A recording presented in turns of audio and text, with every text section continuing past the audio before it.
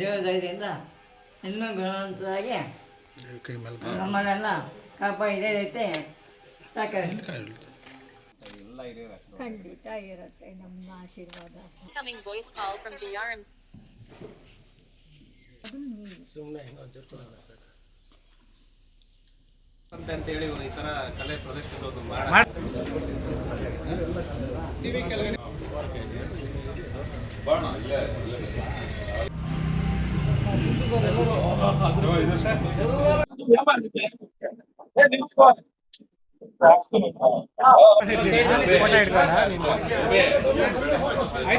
Sir centre ಬನ್ನಿ sir ಇಂದ ಬರೋಣ ಬಾಬು.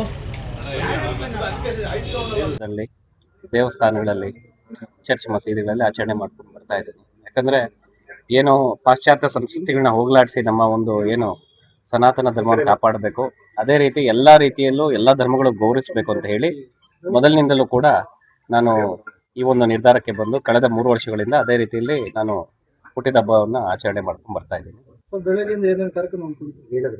ಬೆಳಗ್ಗೆನೆ ನಾವು ಈಗಾಗಲೇ ನಮ್ಮ ಕಾರ್ಯದರ್ಶಿಗಳು ತಿಳಿಸಿದ ರೀತಿಯಲ್ಲಿ ಭೋಗನಂದೀಶ್ವರ ಸ್ವಾಮಿ ದರ್ಶನ ಪಡೆದು ಇಡೀ ಜಿಲ್ಲೆಗೆ, ಇಡೀ ರಾಜ್ಯಕ್ಕೆ, ಇಡೀ ದೇಶಕ್ಕೆ ಒಳಿತಾಗಲಿ ಅಂತ ಪ್ರಾರ್ಥನೆ ಮಾಡಿ ನಂತರ ಅಲ್ಲಿಂದ ನಾವು ಪಾಪಾಗ್ನಿ ಮಠಕ್ಕೆ ಕೂಡ ಭೇಟಿ ಕೊಟ್ಟೆ. ಯಾಕಂದರೆ ನನ್ನ ಆಧ್ಯಾತ್ಮಿಕ ಗುರುಗಳು ವೀರಬ್ರಹ್ಮೇಂದ್ರ ಸ್ವಾಮಿಗಳು, ಅವರ ಒಂದು ದರ್ಶನ ಮತ್ತು ಆ ಒಂದು ಮಠದ ಒಂದು ಪಾವಿತ್ರತೆ ನಮ್ಮನ್ನು ಇನ್ನಷ್ಟು ಸಮಾಜ ಸೇವೆ ಮಾಡೋ ರೀತಿಯಲ್ಲಿ ಉಪಗೊಳಿಸ್ತು. ತದನಂತರ ಚರ್ಚ್ಗೆ ಕೂಡ ಭೇಟಿ ಕೊಟ್ಟು ಅಲ್ಲೂ ಫಾದರ್ನ ಕೂಡ ಆಶೀರ್ವಾದ ಕೂಡ ತೆಗೆದುಕೊಂಡ್ವಿ. ನಂತರ ನಮ್ಮ ಹಜರತ್ ಏನು ಸೈಯದ್ನ ಮಿಸ್ಕಿನ್ ಶಾ ಸೈಲಾನಿ ಅವ್ರ ಬಾಬಾ ಅವರ ದರ್ಗಾ ಇದೆ, ಅಲ್ಲಿಗೂ ಕೂಡ ಭೇಟಿ ಕೊಟ್ಟೆ.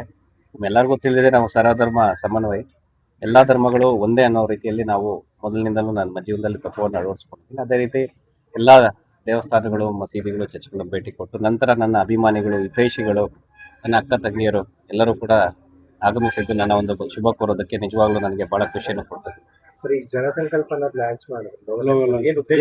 ಪ್ರತಿ ವರ್ಷ ಒಂದು ಹುಟ್ಟಿದ ಹಬ್ಬದ ದಿನ ಒಂದೊಂದು ಕಾರ್ಯಕ್ರಮಗಳನ್ನ ನಾನು ಏನು ಜನತೆಗೆ ನೀಡಬೇಕು ಅಂತ ನಿರ್ಧರಿಸಿದ್ದೆ.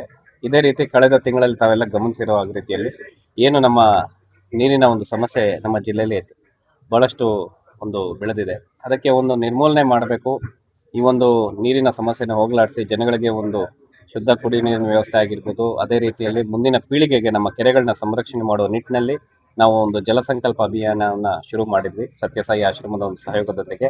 ಅದನ್ನ ಇವತ್ತು ದಿನ ನಮ್ಮ ಕಾರ್ಯದರ್ಶಿಗಳು, ನನ್ನ ಸ್ನೇಹಿತರು ಹೇಳಿದ್ರು, ಈ ಒಂದು ತಮ್ಮ ಜನ್ಮದ ದಿನ ಏನಿದೆ ಆ ಒಂದು ಕಾರ್ಯಕ್ರಮದಲ್ಲಿ ಒಂದು ಲೋಗೋನ ಅನಾವರಣ ಮಾಡಿದ್ರೆ ಬಹಳಷ್ಟು ಖುಷಿಯಾಗುತ್ತೆ ಅಂತ. ಅವರ ಒಂದು ಕೋರಿಕೆ ಮೇರೆಗೆ ಈ ಒಂದು ಜನ್ಮದಿನದ ವಿಶೇಷವಾಗಿ ನಾವು ಜಲಸಂಕಲ್ಪ ಲೋಗೋವನ್ನು ಕೂಡ ತಮ್ಮ ಮಾಧ್ಯಮಿತರ ಮುಂದೆ ನಾವು ಇವತ್ತು ಆವಿಷ್ಕರಣೆ ಮಾಡಲಾಗಿದೆ. ಏನಂದ್ರೆ ಇದು 39ನೇ ವರ್ಷದ ಹುಟ್ಟಿದಬ್ಬ.